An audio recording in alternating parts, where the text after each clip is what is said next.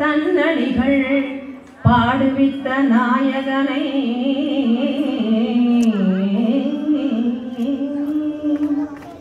நாயேனை தன்னடிகள் பாடுவித்த நாயகனை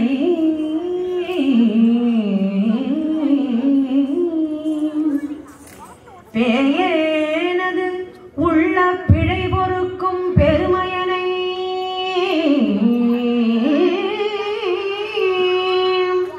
பேயேனது உள்ள பிழை பொறுக்கும் பெருமையனை சீயேதுமில்லாத என் செய்பணிகள் கொண்டருளும் தாயான ஈசர்க்கே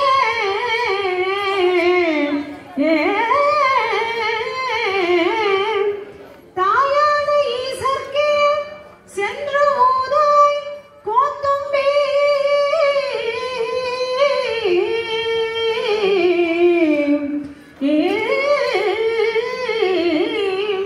தாயான ஈசர்க்கே சென்று ஊதாய் கோத்தும்பி நானேயோ தவம் செய்தேன் சிவாய நம சிவாய நம சிவாய நம என பெற்றேன்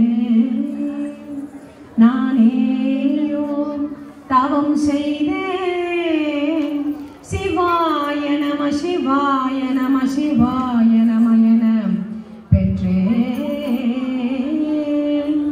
தேனாய் இன்னமுதமுமாய்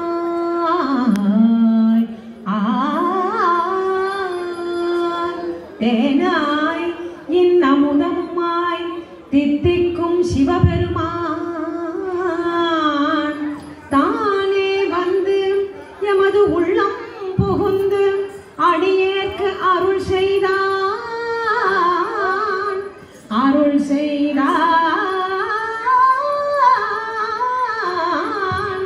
அருள் செய்தான் தவம் செய்தேன் அருள் செய்தான் அருள் செய்தான் தவம் செய்தேன் சிவாய நம சிவாய நம சிவாய நம என பெற்றேன் ஊனாரும் உயிர் வாழ்க்கை ஒரு தன்றே வெறுத்திடவே ஓம் நம சிவாய். ரொம்ப அற்புதமான இந்த மாலை வேளை. கோவில்கள் எல்லாம் இவ்வளவு கூட்டம் பார்த்தே ரொம்ப நாள் ஆச்சு. நம்ம ஊர் கோவில்ல ரொம்ப அமைப்பா இருக்கிற ஸ்தலம் இது. கிழக்கு பக்கம் சிவன் கோவிலும் மேற்கு பக்கம் பெருமாள் கோவிலும் அமைக்கிறது தான் ஒரு ஊரோட லட்சணம். அதுபடி பார்த்தா 3 நாயன்மார்களால் பாடப்பெற்ற இந்த ஸ்தலமானது கிழக்கு பக்கம் அருமையாக அமைதியாக இருக்கின்றது. இங்க நிறைய இன்னும் பக்த கோடிகள், ஏன்னா எல்லா இடத்துலையும் வந்து புதுசு புதுசா கோவில் கட்டுறது, அதுக்கு வசூல் பண்றது, அப்படி பண்றது இல்லாம ஒரு 6 கால பூஜைக்கு நிலபலங்கள் இருக்கிற கோவிலுக்கு இந்த மாதிரி எத்தனையோ கோவில்கள் இருக்கு. சீனிச்சு போன கோவில்கள் எத்தனையோ இருக்கு. பூஜை நடக்காத கோவில்கள் இருக்கு. அந்த மாதிரிலாம் இல்லாம இப்போ ஒரு மறுமலர்ச்சி பீரியட் மாதிரி, இது ஒரு ரெனேசன்ஸ் பீரியட். எல்லாருக்கும் இந்த ஒரு அவேர்னஸ் வந்திருக்கு போகணுங்கிறது. அது வந்து அவங்க ஜோசியக்காரங்கள்ட்ட போய் பரிகாரம் எழுதி கொடுத்து போறதா இருந்தாலும் பரவாயில்ல, ஆனா கோவில்கள்ல நம்ம கூட்டம் இருக்கணுங்கிறது. எவ்வளவு சைவ அன்பர்கள், எவ்வளவு டெடிகேஷனோட, எவ்வளவு மனசெலவுல, அவ்வளவு ஒரு பக்தியோட. ஒவ்வொரு உத்தரகோசமங்க அன்னைக்கு போயிருக்கேன், அவ்வளவு கூட்டம், சந்தோஷமா இருக்கு. எப்படி நம்ம குடும்பம் நம்ம மக்களை விடக்கூடாது, நம்ம தெய்வத்தையும் விடக்கூடாது. இன்ன கிடைக்கும் இன்ன கிடைக்காதுங்கிறதுக்காக கோவிலுக்கு போறதை விட என்ன போகணும், அந்த உள்ளன்போட மெய் அன்போட நம்ம போய் வழிபாடு செய்ய செய்ய செய்ய அதற்குண்டான பலன் தானா வரும். பேங்க் அக்கௌண்ட்ல தானா கிரெடிட் ஆகிற மாதிரி எங்கேயோ யாரோ போடுற பணம் இந்த பக்தியின் வழிபாடு மூலமாக நமக்கு நிச்சயமாக அது பிற்காலத்துக்கு நம்முடைய சந்ததியினரை காப்பாற்றும் அப்படிங்கிறது தான் நம்ம பார்க்குறோம். அதுக்கு இப்போ சொன்ன மாதிரி இந்த உள்ளன்போடுன்னு சொன்னோம் இல்லையா, அந்த மன தூய்மை, அந்த மனத்துக்கண் மாசிலநாதன் திருக்குறள் சொல்லியிருக்காரு இல்லையா, மனத்துக்கள் மாசு இளநாதல். மனசுல மாசு இருக்கக்கூடாது. மனசுல ஏன் மாசு இருக்கக்கூடாது? மாசுன்னா என்ன? தூசி, குப்பை, என்ன சொல்ற, அழுக்கு, எது வேணாலும் வச்சுக்கலாம். மனசு 1000 கல்மிஷத்தோட 1000 கெட்ட எண்ணங்களோட வச்சுக்கிட்டு வெளியில எப்படி இருக்கிறது? ரொம்ப நடிக்கிறோம். இந்த காலத்துல எப்படி இருக்கோம்? எல்லாரும் நடிக்கிறோம். நம்மளை பார்த்து பார்த்து நம்ம குழந்தைகள் கத்துக்கிறாங்க. உண்மையா இல்லையா? பொய் சொல்றதுக்கு நம்மளே அவங்களுக்கு அதிகாரியா இருக்கும், அதிகாரத்தை கொடுக்கிறோம். நம்ம கிட்டே இருந்து அவங்க இல்லைங்கிறதுக்கோ இருக்குங்கிறதுக்கோ பொய் சொல்ல கொடுக்கிறோம். ஸோ மன தூய்மைங்கிறது ரொம்ப முக்கியம். மனசு நிர்மலமா ஆக ஆக எப்படி ஆகும்? ஜபதபங்கள் மூலமா ஆகலாம். இந்த மாதிரி சொல்லும்னா நமசிவாயவேன்னு சொன்ன மாதிரி நமசிவாய நாமத்தை சொல்லி சொல்லி திருநாவுக்கரசு நாயனார் என்ன சொல்லியிருக்காரு? நாத்தழும் பேரவே நமசிவாய.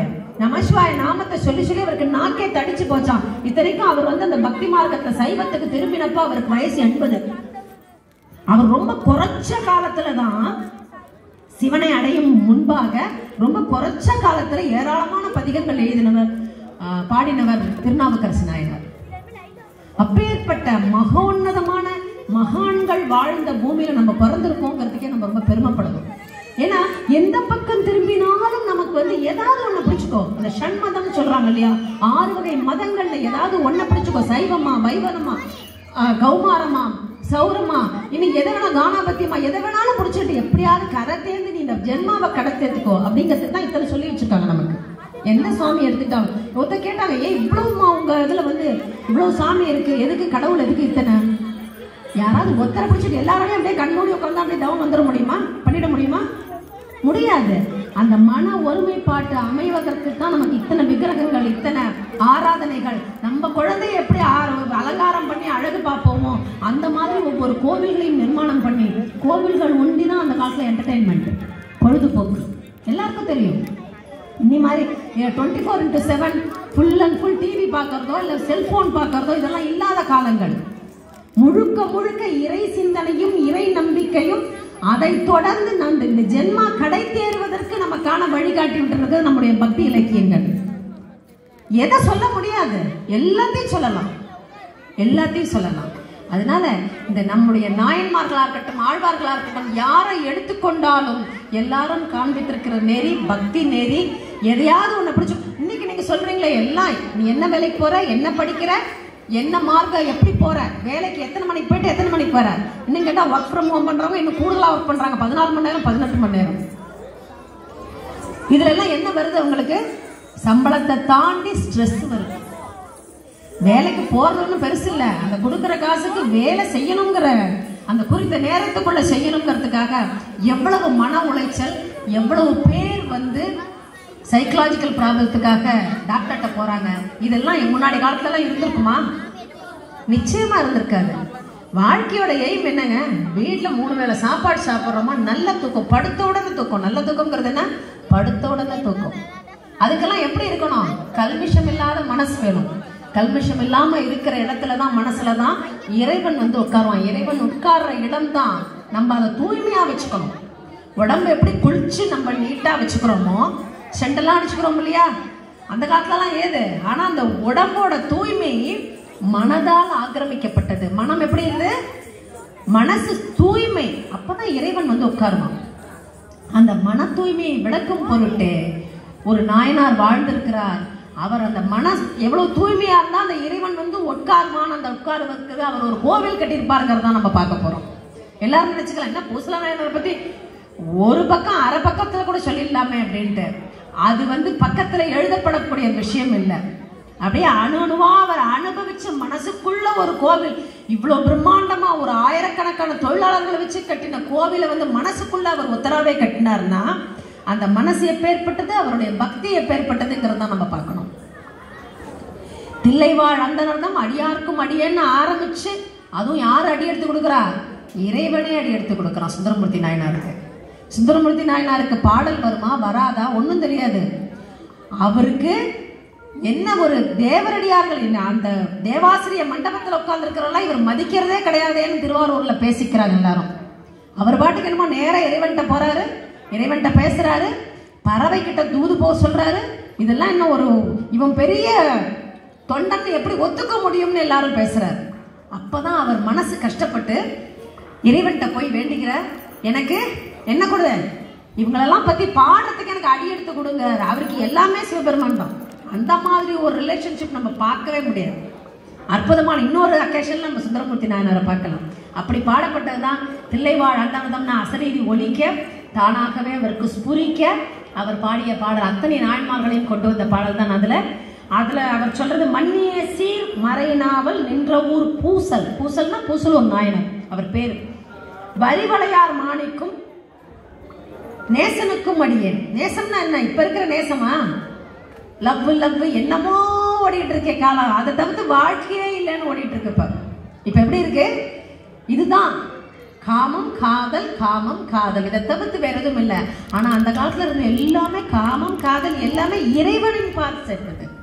ஒரு ஒரு ஒரு இது ஒரு கோவில் இருக்கும்னா அதை சுத்தி தெருக்கள், ஒரு பிரகாரம் அளவுக்கே வெளிப்பிரகாரம் வெளிப்பிரகாரம் அப்படியே அதை சார்ந்து அதில் ஒரு வேலை செய்யறவங்க, அதுல குருக்களா இருக்கிறவங்க, அதுக்கு அடியார்களா இருக்கிறவங்க, அப்படியே இருந்த காலகட்டங்கள். அழகான கிராமங்கள். அதுல ஒரு திருநின்ற ஊர்னு ஒரு தொண்டை மண்டலத்துல இருக்கு. அந்த திருநின்ற ஊர், திருன்னா என்ன? லக்ஷ்மி. லக்ஷ்மி நின்ன ஊர் அது. நில்லுன்னா நிக்கிறதுக்கு எத்தனை அடியார்களோட கதைகள்ல பாக்குறோம். அதெல்லாம் கதைகளே இல்லை, உண்மையில் நடந்த சம்பவத்தை தான் கொண்டு வந்திருக்காங்க. நில்லுன்னா நின்னா லட்சுமி. அதனால திரு நின்ற ஊர். அங்க இந்த பூசலூர் நாயனார்னு அவர் என்ன பண்றாருன்னா, அவருக்கு ரொம்ப எல்லாருமே வளப்பமா இருப்பாங்களா, இல்ல வளப்பமா இருக்கிறவங்க எல்லாம் காசை போட்டு கோவில் கட்டிடுவாங்களா? கோவில் கட்டுறது பெருசு இல்லைங்க. இன்னைக்கு நான் சொல்றேன், அதுக்கு ஒருவேளை பூஜையாவது பண்றதுக்கு நமக்கு தெம்பு இருந்தாதான் அதுக்கு ஏற்பாடு பண்ணணும். கடைசி வரைக்கும் அது நடக்கணும். ஏன்னா அத்தனை மந்திரங்கள் ஓதி அது ஆகம விதிகள் படி அதை உட்கார வச்சுட்டு அதுக்கு பூஜை இல்லாம வாடுகின்ற கோவில்கள் எத்தனை இருக்கு. அதனால பூசலார் நாயனார் என்ன செய்யறாருன்னா, முழுக்க முழுக்க யாராட்டையும் போய் பொருள்லாம் கேட்டு பார்த்தார், கிடைக்கல. இந்த காலத்தை விட போய் மோசமா வந்திருப்பாங்களோ ஒன்றுமோ தெரியல. இல்லை, இவரை கேட்கறவங்களை பொறுத்து கூட இருக்கு. சில பேருக்கு முகராசி உண்டு, போய் கேட்டாங்கன்னா கொடுப்பாங்க. ஏன்னா அவருக்கு ஒரு ஆல்ரெடி அவங்க ஒரு பணக்காரங்களா இருக்கலாம், இவன் பண்ணுவாங்கிற ஒரு நம்பிக்கை இருக்கலாம், இவன் எங்கேயாவது உட்காந்து சாப்பிட்டு ஏதோ ஒரு எண்ணம், பொருளே கிடைக்கல.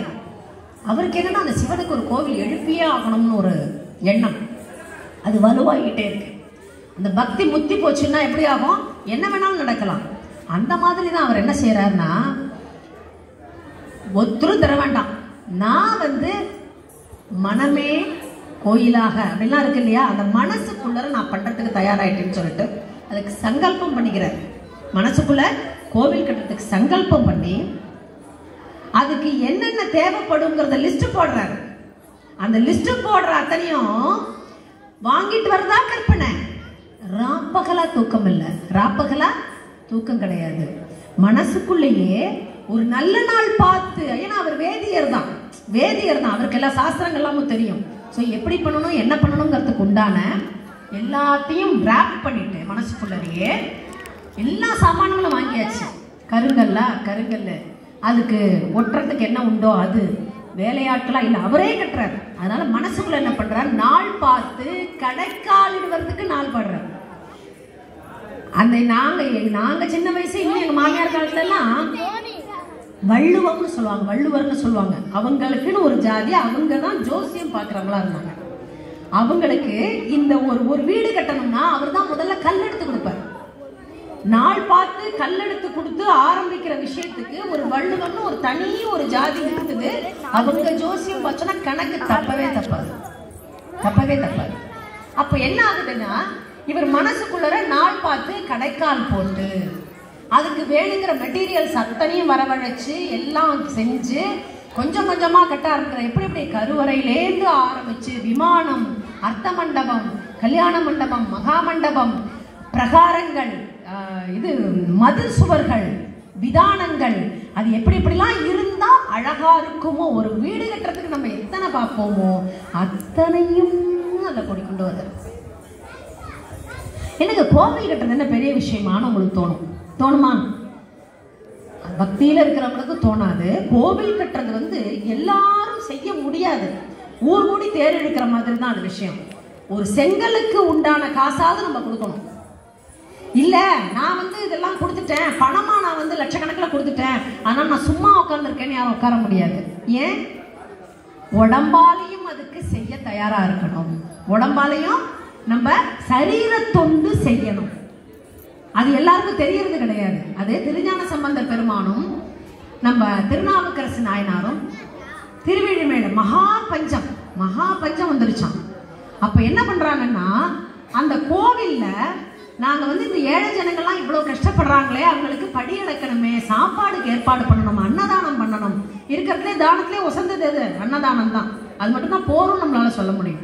அந்த மாதிரியான இடத்துல அவங்க என்ன பண்றாங்கன்னா, ஒரு வாசல்ல நீ பண்ணு, ஒரு வாசல்ல நான் பண்ணுன்னு ஆட்டோமேட்டிக்கா அவங்களோட அடியவர்கள் இந்த பக்கமும் அந்த பக்கமுமா வராங்க. தினம் என்ன பண்ணுவாருன்னா, இவருக்கு போய் ஒரு பதிகம் பாடுவாங்க சிவனை குறித்து. சிவன் என்ன செய்வாரு, அந்த பலிபீடம் இருக்கு இல்லையா, அதுல வந்து ஒரு பொற்காசு வைக்கப்படும். பூதகணம் கொண்டு ஒரு பொற்காசு வைக்கும். உடனே அதுக்கப்புறமா அதை வந்து சந்தைப்படுத்தி சந்தையில கொண்டு போய் விற்று அந்த காசு வாங்கிட்டு வந்து, வர்ற காசை வாங்கிட்டு வந்து அதுக்கப்புறம் பொருள் வாங்கி அதுக்கப்புறம் சமைச்சு அத்தனை ஏழைவாழைகள் பஞ்சத்துல இருக்கிறவங்களுக்கு அத்தனை பேருக்கும் இவங்க அன்னம்பாளிப்பு நடக்கும். இப்படி நடந்துகிட்டே இருந்தது. திருஞான சம்பந்தத்தை வந்து அவர் சின்ன குழந்தை, பாலராவாயர்னே இவருக்கு பேரு. அவர்கிட்ட வந்து நிறைய பேர் சொல்றாங்க, அந்த பக்கம் வந்து சீக்கிரமே திருநாவுக்கரசு நாயனார் அன்னம்பாளிப்பு நடத்திடுறாரு, நமக்கு வந்து பலிபீடத்துல கொஞ்சமா தானே அந்த பொற்காசு வரத்துக்கு லேட் ஆகுது, வந்தாலும் அதை கொடுத்தாக்க சரியா வரல, மாத்து குறைச்சலா இருக்குன்னு அது எடுத்துக்க மாட்டேங்கிறாங்க. எடுத்துக்கிட்டாலும் கொஞ்சமா பணம் கொடுக்குறாங்க. அந்த கொஞ்சமா பணம் கொடுக்கறத வச்சு நம்ம நிறைய அன்னம்பாளிப்பு செய்ய முடியலன்ட்டு இந்த திருஞான சம்பந்தர் பக்கம் எல்லாரும் கசமுசான்னு பேசிக்கவும் ஞான சம்பந்த பெருந்தகைக்கு ரொம்ப வருத்தமாயிடுச்சு. சின்ன குழந்தை எம்பிரான்ட்ட போய் கேட்கிறாரு. அவங்களுக்குலாம் எப்படி இருக்கு பாரு பாண்டிங். இப்ப என்னங்க, ஒரு 1000 வருஷத்துக்கு முன்னாடி 1500 வருஷத்துக்கு முன்னாடி நடந்த கதை தானே இதெல்லாம், நம்ம இடத்துல நடந்தது தானே, இது நம்ப முடியாம இருக்க முடியுமா? அவர் போய் பிரார்த்தனை பண்ணிக்கிறாரு, ஐயனே ஏன் இப்படி? அவர் திரு அப்பர் சுவாமிகள் சீக்கிரமே பண்ணிடுறாரு, என்னால அன்னம்பாளிப்பு நடக்க முடியலையே, நடத்த முடியலையே இவ்வளவு சீக்கிரம், ஏன் இப்படி பவுன் ஏன் மாத்து குறைச்சலா இருக்குன்னு கேட்கிறாரு. அதுக்கு அசரீரி சொல்லுதான், அப்பா திருநாவுக்கரசு நாயனார் வந்து சரீரத்தாலையும் தொண்டு பண்றார். நாவால பாடி பரவுதல் மட்டும்தான் நீ பண்ற, அவர் சரீரத்தாலையும் தொண்டு பண்றாரு. அதனால அவருக்கு நல்ல பொண்ணும் பசும் பொண்ணும் உனக்கு கொஞ்சம் மாத்து குறைச்சலாகும். எப்படி இருக்கு இந்த ரேட்டிங்? ஆனா நல்லா கவனிச்சு பாருங்க, அது சின்ன குழந்தை, அந்த குழந்தைக்கு உமையம்மையோட பாலை குடிச்சுதான் ஞானம் வந்து, அது வந்து அவ்வளவு பாடுறதுக்கு அவரோட அனுகிரகத்தை பூர்ணமா அடைஞ்ச குழந்தைய போய் அவர் அந்த வார்த்தை சொல்றதுக்கு வேலையே இல்லை. அது யாருக்கு உண்டானது? நமக்கு உண்டானது. அந்த சுத்தி இருக்கிறவங்களோ அவங்க மூலமா நமக்கு தெரிகின்ற அந்த வரலாற்றிலிருந்து நாம் தெரிந்து கொள்ள வேண்டியது என்னன்னா, நாம செய்யணும். ஒரு கோவில்ல ஒரு திருப்பணி நடக்குதுன்னா நம்ம என்ன செய்யணும்? அதால சரீரத்தால என்ன செய்ய முடியுமோ கொஞ்சம் செஞ்சு கொடுக்கணும். எனக்கு தெரிஞ்சு நடந்திருக்கு. இந்த நல்லூர் கோவில் இருக்கு இல்லையா, நல்லூர் கோவில்ல பெயிண்ட் அடிக்கிறதுக்குன்னு பெயிண்ட் அடிக்க ஆரம்பிச்சாங்க. அதுக்குன்னு சென்னையிலேருந்து ஐடியில ஒர்க் பண்றவங்க ஒரு பஸ் நிறையா வந்து இங்கேயே கிடைச்சதை சாப்பிட்டுட்டு ஃபுல்லா பெயிண்டிங் தானே பண்ணுவாங்க. பெயிண்டரை வச்சு இல்லை, தானே பண்ணுவாங்க. அவங்க சைவ குரூப், பெரிய குரூப். அது நான் எனக்கு முடிஞ்ச வரைக்கும் செய்யணும்ட்டு அவங்களுக்கு ஒரு நாள் விட்டு ஒரு நாள் சென்னா மசாலாவோ ஏதோ ஒன்று என்னால் முடிஞ்ச கைங்கரியம் செஞ்சு கொடுத்தோம். நல்ல கவனிங்க, அந்த ஐடி அந்த பீப்புள் இருக்காங்களே, ஐடினா தெரியும் இல்லையா, சாஃப்ட்வேரில் ஒர்க் பண்ணுறவங்க ஞாயிற்றுக்கிழமையானா இதே தான் வேலையாம். என்னன்னு கவனிச்சுக்கோங்க. எதுக்கு அவங்க அப்படி பண்ணாங்கன்னா, ட்வின் டவர் வெடிச்சு தெரியுமா அமெரிக்காவில், பெரிய கிளாஷ் அது, அதுல தப்பிச்சு வந்தவங்க அவங்கெல்லாம். அந்த உடம்பு உயிர் சிவன் கொடுத்தது, அவனுக்கு உண்டான கைங்கரியத்தை நாங்க செய்வோம்னு இன்னி வரைக்கும் செஞ்சுட்டு இருக்காங்க. இதுக்காக ஒவ்வொருத்தருக்கும் உணர்றதுக்காக உங்களுக்கு எல்லாம் ஒரு கண்டத்தை கொடுத்தா பண்ண முடியும்? உண்டா இல்லையா? உங்களுக்கு ஒவ்வொருத்தருக்கும், நம்ம எல்லாருக்கும் என்னையும் சேர்த்து தான் சொல்றேன், ஒவ்வொரு கண்டத்தை கொடுத்து அப்பா அப்பதான் சிவனோட ஞாபகமே வரும், அப்பதான் பெருமாளோட ஞாபகமே வரும்னா அதுல என்ன பிரயோஜனம் இருக்கு? சதா சர்வ காலமும் 24 மணி நேரமும் நினைச்சிட்டு இருந்த காலம் போய் இப்போ 24 செகண்ட் 24 நிமிஷம் கூட ஒரு கோவிலுக்கு ஆலயம் தொழுவதும் சாலவும் நன்றுன்னா திருஅங்கமாலை எடுத்துக்கிட்டீங்கன்னா தலையே நீவனங்காயிலேருந்து பாதம் வரைக்கும் சுத்தமா முழுக்க இதுக்காகத்தான் வச்சிருக்கு. இந்த சரீரமே இந்த கோவிலையும் அரணையும் சுத்தி வருவதற்கு தான் வச்சிருக்கு. கையெடுத்து கைகால் கூப்பி தொழில் கடிமாமலர் தூவி நின்று வாயே வாழ்த்து கண்டாய் வரிசைக்கு வரும். தலையிலேருந்து ஆரம்பிச்சு அது இன்னொரு நாள் பார்க்கணும். ஒரு நாள்லாம் பத்தவே பத்தாது. நம்ம கிட்ட இருக்கிறதெல்லாம் நமக்கு ரிவைஸ் பண்ணவோ அதை பேசவோ கேட்கவோ நேரமே இந்த ஆயுள் பத்தாது. ஏதோ ஒரு பூர்வ ஜென்ம புண்ணியம் நமக்கு இந்த மாதிரி நல்ல விஷயங்களை சத்சங்கத்தில் சொல்லுவாங்க. சத்தான மனிதர்களோட ஏந்து இருப்பது, கெட்டது ஆட வராது நம்ம கிட்ட. அந்த மாதிரி நல்லவர்களோடு ஏந்து இருப்பது அப்படிங்கிறது. அப்பதான் பார்க்கும்போது அந்த கோவிலுக்கு உண்டான திருப்பணியில கைங்கரியம் எப்படி பண்ணணும்? நம்மளால முடிஞ்ச ஒரு நாள் வேலை செஞ்சு கூலியை கொடு, ஒரு நாள் சரீரத்தால வேலை செய். இதுதான் நம்ம சனாதன தர்மத்தோட கோட்பாடு. அதனால பூசலார் நாயனார் இப்போ மனசால கோவில் கட்டுறாரு. கடைக்கால் போட்டு ஆரம்பிச்சு ஒண்ணு ஒன்னா கட்டிட்டு வர்றாரு. எவ்வளவு மாசம் ஆள் வச்சு செஞ்சாலும் நடக்குமோ அத்தனை நாள் நடக்கிற மாதிரி தான் நமக்கு தோணும். சரி, கோவில் கட்டுறதுல இவ்வளவு விஷயம் இருக்கா? கோவில்னு எதுக்கு இருக்கணும் அப்படின்னு பார்த்தா, திருவானக்காவில் கோவில் பார்த்துருப்பீங்க. அகிலாண்டேஸ்வரி ஜம்புகேஸ்வரர் பார்த்துருப்பீங்க இல்லையா? அங்கே ஜம்புலிங்கம் எப்படி இருந்தோ முன்னாடி, ஒரு மன்னன் கட்டுறதுக்கு முன்னாடி எப்படி இருந்தது என்ன எது நமக்கு எதுவும் தெரியாது. தினம் என்ன பண்ணும்? ஒரு செலந்தி, அந்த அந்த இதோட வரலாறே அதுதான். ஜம்புகேஸ்வரரோட வரலாறே அதுதான். ஒரு செலந்தி என்ன பண்ணும்? தினம் போய் அவசரம் அவசரம் அவசரம் அவசரமா கடகட அதுக்கு மேலே கோவில் கட்டுதான். அப்படி செலந்தி வளர்ப்புன்றது நான் மனசுக்குள்ள என்ன நினைச்சிட்டு இருக்கு? சிவனுக்கு கோவில் கட்டுறேன். புரியுதா? கோவில் இது கட்டி அந்த ஓரத்துக்கு போகும், ஒரு யானை வரும். நல்லா கவனிச்சுங்க. அதெல்லாம் 4 அறிவு 5 அறிவு கொண்ட பிராணிகள். யானை வரும். அது என்ன பண்ணும்? குளிச்சுட்டு தண்ணி எடுத்துட்டு ஒரு தும்பிச்சங்கையில எவ்வளவு கொள்ளும், எவ்வளவு லிட்டர், அதை எடுத்துட்டு வந்து புஷ்ன்னு அடிக்கும். அடிச்சா இந்த செலந்தி வேலை போயிடும். இதுக்கு கோபமா வரும். தினம் நடக்கும். ஒரு நாள் நடந்தா 2 நாள் நடந்தா பரவாயில்ல. இது வந்து கோவில் கட்டும் ஆசையா உடனே இது களைச்சிட்டு போயிடும். அது பூஜை பண்ணுதான், அது அபிஷேகம் பண்ணுதான். எப்படி இருக்கு பாருங்க. அப்படிப்பட்ட தேசம் இது. ஒரு ஈரறிவு, ஓரறிவு, 5 அறிவு, எந்த அறிவு உண்ட பிராணிகளும் வணங்கிய இடங்கள் நம்ம கிட்ட இருக்கு. இது களைச்சிட்டு போயிடும். அதுக்கு தெரிஞ்சு பண்ணல. அது கொண்டு என்ன பண்ணோம்னா, ஐயோ இப்படி தூசி தும்பட்டிமா இருக்க, செலந்தி வலை கட்டி வச்சிருக்கேன் அப்படின்னு தெரியுமா, அது அபிஷேகம் பண்ணோம், அது களைஞ்சு போயிடும். இது போயிடும். செலந்தி கோவம் வந்துடுத்து. ஒரு நாளைக்கு ரொம்ப இல்லாத போனது தும்பிச்சங்கையில், நீ இதால தானே கொண்டு வர அப்படின்னு தும்பிச்சங்கையில் உள்ள போய் உள்ள கொடைய ஆரம்பிச்சிருச்சு. கொடைய ஆரம்பிச்சா அதுக்கு வலி தாங்கலை. வச்சு மட்டார்னு தும்பிச்சங்கையை போட்டு அடிக்கவும் உள்ள நசுங்கி செலந்தியும் இறந்து போகுது, யானையும் இறந்து போகுது. ஆனா இதோட தாற்பயம் என்ன ஆச்சுன்னா, இது இந்த கோவில் கட்டணும்னே தினம் பண்ணதுனால அதுவும் ஒரு ஆசை. ஞாபகம் வச்சுக்கோங்க. ஆசை அருமின் ஈசனோட ஆயினும் ஆசை அருமின்னு சொல்லியிருக்காரு திருமூலர். ஏன் இப்படி? நீ ஈசனோட பக்தி பண்ணணும், இன்னும் நிறைய தெரிஞ்சுக்கணும்னு நினைச்சா கூட அதுக்கு ஒரு ஜென்மம் உண்டு. நீ பக்தி எதுவுமே இல்லாம பிளாங்கா இருக்கணும். டெபிட் கிரெடிட் எல்லாம் சரியானதான் அடுத்த ஜென்மான்னு இல்லாம போகும். மனுஷ ஜென்மா உயர்ந்தது அப்படின்னா இந்த உயர்ந்த ஜென்மாவுக்கு மேல நமக்கு எதுவும் வேண்டாம் அப்படிங்கிற எண்ணம் நமக்கு வரணும். அதுக்கு தான் படிப்படியா நமக்கு வச்சிருக்கான். பிரம்மச்சரியம், கிரகஸ்திரமம், வானப்பிரஸ்தம், சன்னியாசம்ங்கிற மாதிரிலாம் அந்த காலத்துல வச்சிருந்தாங்க. அப்ப வேற வேலை இல்லைன்னு நம்ம சொல்லிட்டு போடுவோம். ஏன்னா இப்ப நமக்கு மனசுக்கு எது பிடிக்குதோ அதை தான் பண்றோம். ஆனா மனசுக்கு எது நல்லதோ அதை நம்ம சமயங்கள் சொல்லி வச்சிருக்கு. அப்ப என்னாச்சுன்னா, இந்த கடைசி போற காலத்திலயும் இந்த சிலந்தி கோவில் கட்டணும்னே அது இருந்ததுனால அது கோச்செங்கட் சோழனா பிறக்குது. கோச்செங்கட் சோழன் பிறந்த கதை அது இன்னும் சூப்பர். அது எப்படி? அந்த ராணிக்கு வாரிசே இல்லைன்னு ஒரு வாரிசு பிறக்க போகுது. அந்த ஜோசியக்காரன் பார்த்து சொல்றான், இன்னும் ஒரு வினாடி தள்ளி பிறந்தா அவன் உலகத்தையே ஆள்ற மாதிரி அப்படி ஒரு அவனுக்கு கெப்பாசிட்டி உண்டு. முன்னாடி வரக்கூடாதுன்னதும் அது வெளியில வரக்கூடாதுன்னு அவன் தலைகிட பிடிச்சிட்டவங்க இப்படி கட்டி வச்சிருக்காங்க காலை மேல.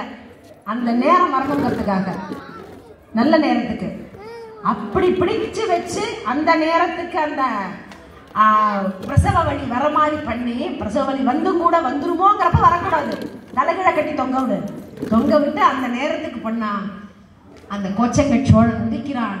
அவன் கட்டி கோவில் அத்தனை எப்படி தெரியுமா இருக்காது? யானை ஏறாத மாட கோவில்கள். அந்த பூர்வ ஜென்ம ஞாபகம் எவ்வளவு இருந்தா அப்படி பண்ணிருப்பான். அந்த அடி மனசுல சிலந்தியாக இருந்தா கூட அந்த எண்ணம் சிவனுக்கு கோவில் கட்டணும், அதுவும் எப்படி இருக்கணும்? யானை, ஏன்னா அந்த பூர்வ ஜென்ம ஞாபகம் அப்படி இருக்கு அவனுக்கு. யானை ஏறாத மாட கோவிலா கட்டினான். இன்னைக்கு 27 கோவிலா என்னமோ நல்லூர் கோவில் கூட அந்த அமைப்புல தான் இருக்கும். இப்படி திரும்பி போய் அந்த யானை ஏற முடியாத ஒரு குறுக்கா ஒரு இருக்கிற மாதிரி. அது நமக்கு வரலாறு, இந்த கோவிலோட வரலாறு தெரியல. ஆனா அந்த பூர்வ ஜென்ம ஞாபகத்துல கோவில் கட்டணும், அது யானை ஏறி வரக்கூடாது, அந்த மாதிரி கட்டினான். அப்போ கோவில்கள் கட்டுவது எதற்காக? அது ஈரடி உள்ள ஐந்தறி உள்ள எந்த பிராணியா இருந்தாலும் அந்த கோவில் மனசுல அதுங்களுக்கு இருந்திருக்குன்னா, நம்மளாம் சாதாரண மனிதர்கள், நமக்கு முக்தி தான் முக்கியமா இருக்கணும். அதுக்கு எது முக்கியமா இருக்கணும்? மன தூய்மை முக்கியமா இருக்கும். மனசு நிச்சலனமா நிர்மலமா இருந்ததுன்னா, கெட்ட எண்ணங்கள் இல்லாம இருந்ததுன்னா, எப்படி சொல்லுவாங்க இல்லையா, மெய் வாக்கு எண்ணம் 3 ஒரு நேர்கோட்டுல வந்தா இந்த சொல்ற வார்த்தை நிற்கும். எல்லாருக்கும் எல்லாரும் பேசிட முடியாது, எல்லாரும் சொல்ற வார்த்தை எங்கேயும் செல்லுபடியாகும் சொல்ல முடியாது. எங்க செல்லுமோ அங்க பேசணும், புத்திசாலியா இருக்கலாம். ஆனா எல்லா இடத்துலையும் அந்த வாக்கு செல்லுபடி ஆகணும்னா அந்த மன தூய்மைங்கிறது ரொம்ப முக்கியமா இருக்கணும். அப்படிதான் இப்ப இந்த பூசலார் நாயனார் கோவில் கட்டி முடிக்கிறார். நாள் பார்த்துட்டார், பிரமாதமான நாள், முகூர்த்த நாள், அருமையா கும்பாபிஷேகத்துக்கு நாள். அது என்ன ஹோரையில நடக்கணும், எப்படி நடக்கணும் எல்லாம் பண்ணிட்டார், எல்லாம் தீர்மானம் பண்ணிட்டார். பண்ணி முடிச்சா என்ன ஆச்சுன்னா, காடவர்கோன்னு ஒரு மன்னன் காஞ்சியை ஆண்டுகிட்டு இருக்கான். அவன் தான் கைலாசநாதர் கோவில். இன்னைக்கு போய் பார்த்துக்குவாங்க, வித்தியாசமான கோவில் கைலாசநாதர் கோவில். எல்லாரும் சார் இதுல இருக்கிறவங்க எல்லாரும் பார்த்துருப்பாங்க. அதுல இல்லாத விதவிதமான சிற்பங்கள். அந்த மண் எதுல அவன் வந்து பூசியிருக்கான், காரையா, அது என்ன ஏது ஒண்ணுமே தெரியாது. அது ஒரு இன்னமுமே ஒரு ஆரஞ்சு கலர்ல இருக்கும், அது ஒரு கலர்ல. அந்த கைலாசநாதர் கோவில் கட்டுற அந்த காடவர்கோன் பிரமாதமா கிட்ட இருக்கான். எங்கேருந்து எதை தருவிச்சு எப்படி பண்ணாலும் இன்னி வரைக்குமே அது என்ன மெட்டீரியல்னு தெரியாத அளவுக்கு இருக்க கிடைக்கிறது. ரொம்ப பிரம்மாண்டமான கோவில் எழுப்பியாச்சு.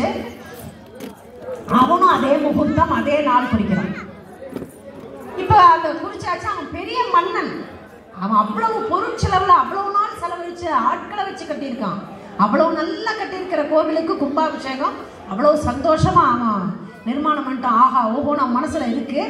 அப்படி இருக்கும்போது அன்னைக்கு ராத்திரி கனவுல யார் வரா? சிவபெருமான் வர சொல்ற, ஐயனே திருநின்ற ஊர்ல என்னோட தாசன் அடியார் பூசலார் இருக்க, அவர் கட்டியிருக்கிற பிரம்மாண்ட கோவில்ல நாளைக்கு நான் குடியேற போறேன், அதனால நீ உன் கும்பாபிஷேக டேட்டை மாத்துங்கிற. எப்படி? இப்ப எல்லாருக்கும் ஒரு சந்தேகம் வரும், சிவபெருமான்னாக்க எங்கும் நிறைந்தவர் தானே, தனியா என்ன ஒரே நேரத்துல அவர் 2 இடத்துல காட்சி கொடுக்க முடியாதா? 2 இடத்துல அவரை ஆவாகனம் பண்ணும்போது அங்கேயும் இருக்கலாம் எங்கேயும் இருக்க முடியாதானே? எதுவுமே எல்லாருக்கும் பிராபகண்டா பண்ணாதானே தெரியும், உண்டா இல்லையா? இப்ப நான் இன்னைக்கு இங்க பேசுறேன்னா, இது வந்து ஒரு கிராமம், சாதாரணமா ஏதோ நானா கேட்டோம் வந்தோம் முடிஞ்சு போச்சு.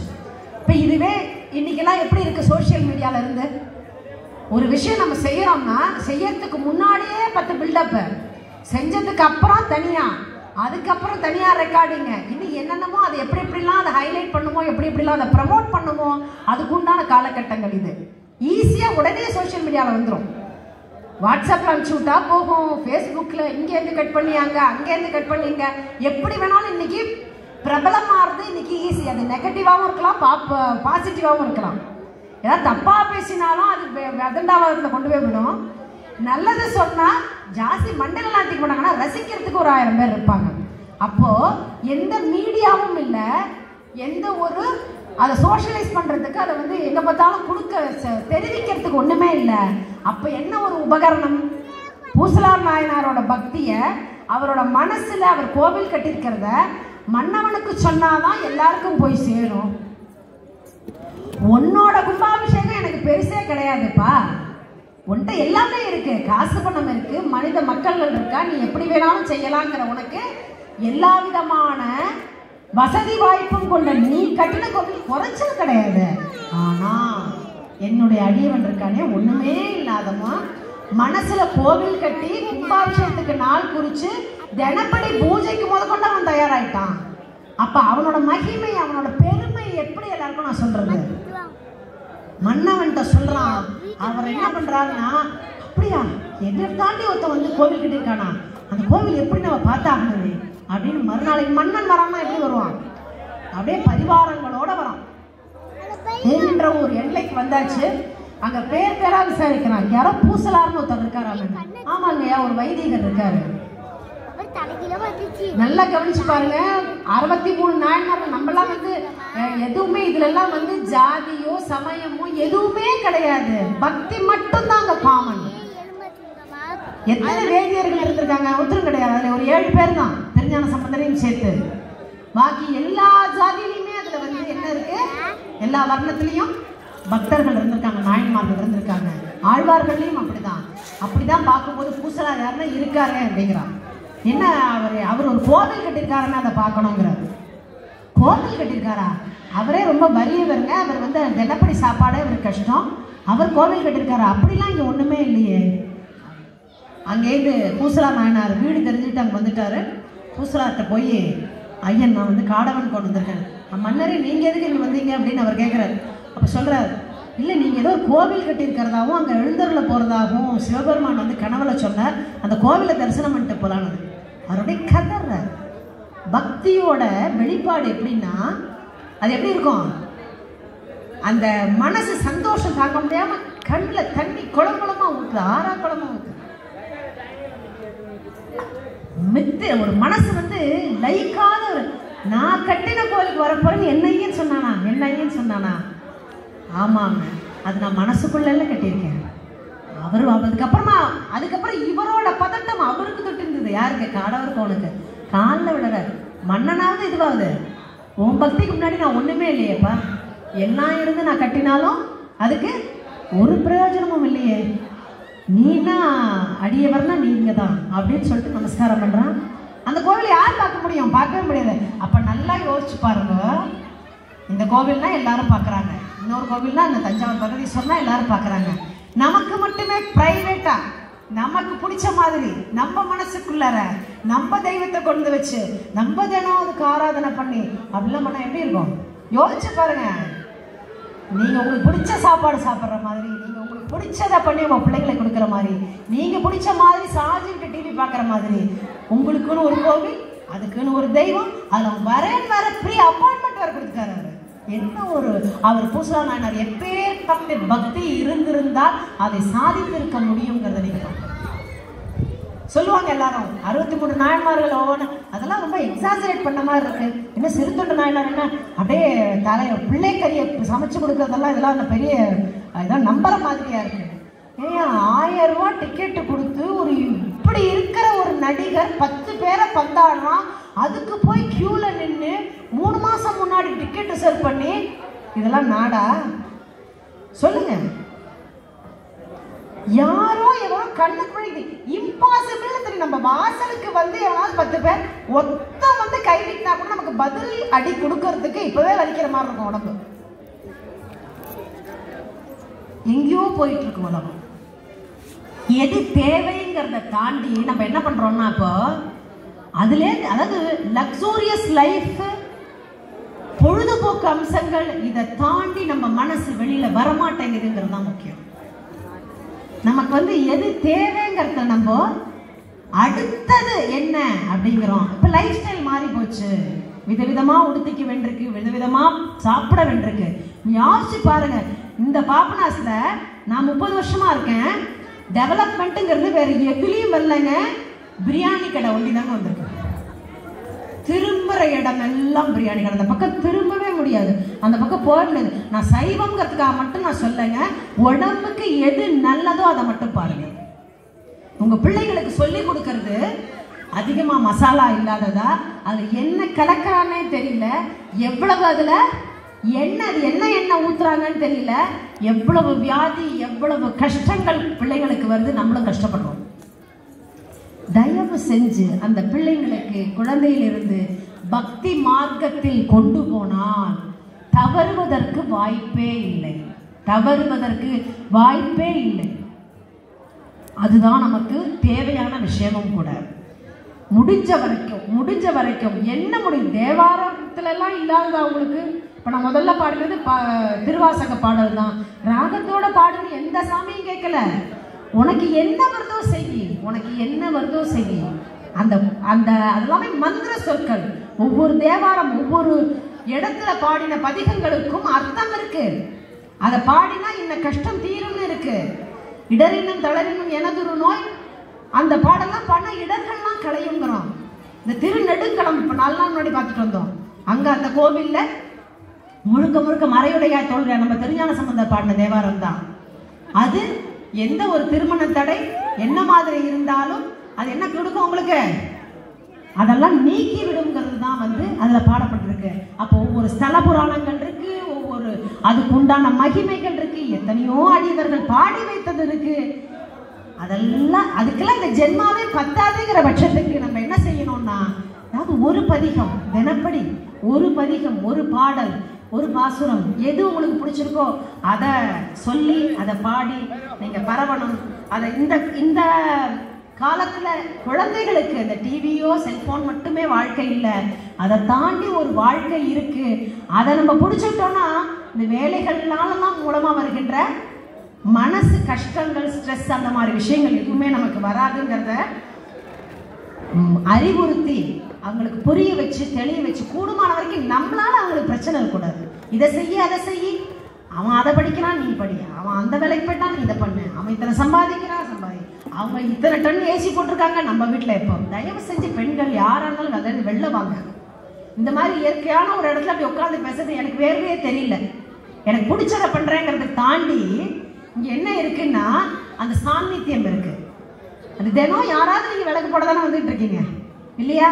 அந்த சிவன் உங்களை கையே விட மாட்டான். இந்த அம்பாள் தவள வெண்ணகையாள் மாதிரியான சக்தி எங்கேயுமே நம்ம பார்க்க முடியாது. எங்கெங்கெல்லாம் சக்தி நிறைஞ்சிருக்கோ அங்கெல்லாம் நம்ம ஆராதனை பண்ணுறது ரொம்ப அவசியங்கிறத சொல்லி, எங்கே கோவில் கைங்கரியம் நடந்தாலும் இந்த மாதிரி புராதனமான கோவில்களை தயவு செஞ்சு விட்டுறாதீங்க. புதுசாக கோவில் கட்டாதீங்க. ஏன்னா கோவில் கட்டுறது பெருசில் வசூல் பண்ணி கட்டிடலாம். அதுக்கு ஒரு கால பூஜையாவது பண்ணணும், அதுக்கு ஆள் நியமனம் பண்ணணும், தடங்கள் இல்லாமல் நடக்கணும், அதுக்கெல்லாம் உண்டான ஏற்பாடெல்லாம் நம்ம பண்ணணுங்கிறப்போ எவ்வளவு தூரம் அது பாசிபிள்ங்கிறத யோசிக்கணும். எத்தனையோ வருஷத்துக்கு முன்னாடி இவ்வளவு ஒரு வரலாறு சிறப்புமிக்க இந்த கோவில்கள்லாம் இருக்கும்போது அதில் இவ்வளவு தூரம் நல்ல காரியங்கள் இந்த காலத்துலேயும் சத்காரியங்கள் நடக்கிறது. இத்தனை பேர் உட்காந்து கேட்கறது ரொம்ப சந்தோஷம். எங்களை மாதிரி இருக்கிறவங்களாம் அடிக்கடி பேசணும், நிறைய நல்ல விஷயங்கள் இங்கே இன்னும் மேன்மேலும் பெருகணும்னு பிரார்த்தனை பண்ணி பொறுமையோடு கேட்டுட்டு இருந்த உங்களுக்கு எல்லாருக்கும் நன்றி சொல்லி, நாயன்மார்கள் சரித்திரம் நீங்கள் ஆசைப்பட்டீங்கன்னா மாதம் ஒரு தடவை நானே வேணாலும் சொல்கிறேன். பெரிய புராணம் ஆரம்பிப்போம்.